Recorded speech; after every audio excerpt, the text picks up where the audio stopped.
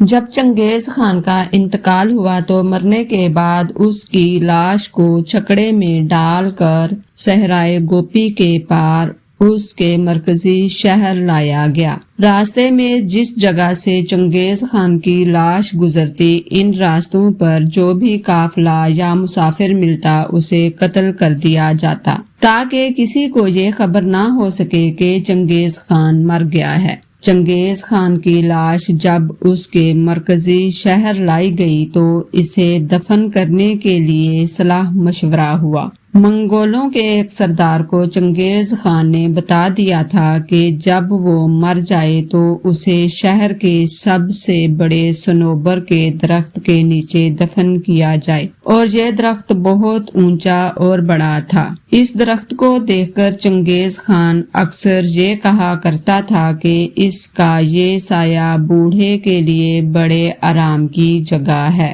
اس درخت کے ارد گرد صنوبر کے اور بھی چھوٹے چھوٹے درخت تھے، جنہوں نے ایک طرح سے اس بڑے صنوبر کے درخت کو گھیر رکھا تھا۔ بہرحال صنوبر کے اس درخت کے سائے تلے ایک بہت بڑی قبر کھودی گئی۔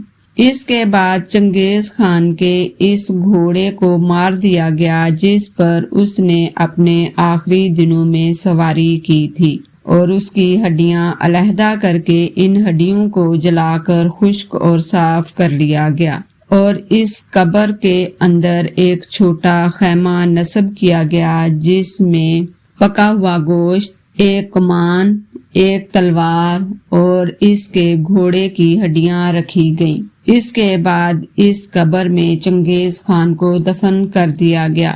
جب تک اس قبر کے ارد گرد چھوٹے چھوٹے درخت نہیں اگ آئے، اس وقت تک اس قبیلہ کے لوگ باری باری چنگیز خان کی قبر پر پہرا دیتے رہے۔ یہ فیصلہ اس لیے کیا گیا تھا کہ کسی کو اس کی قبر کا پتہ ہی نہ چلے۔ بہرحال چنگیز خان جو دشمن کو شکست دے کر ان کے سروں کے مینار تعمیر کرنے کا شوقین تھا، اور دشمن کے سروں کی کھوپڑیوں کے پیالے بنا کر ان میں شراب پینے کا عادی تھا، اپنے انجام کو پہنچ گیا۔